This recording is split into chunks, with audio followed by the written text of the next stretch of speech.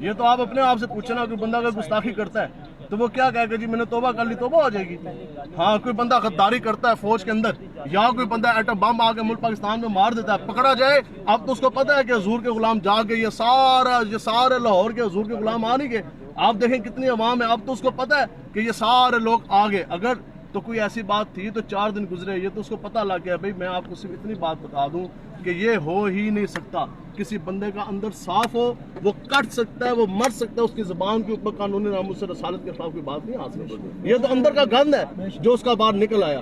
تو انشاءاللہ اس کے خلاف بھرپور کارروائی ہوگی، اور اگر پولیس نے کارروائی نہ کی تو جو ہمارا اعلان ہے جس لیے یہ بندے آئے ہیں، اس کتے کو گھر کے اندر جا کے میں کتوں کی طرح گھسیٹ کے لے کے آؤں گا تھانے میں.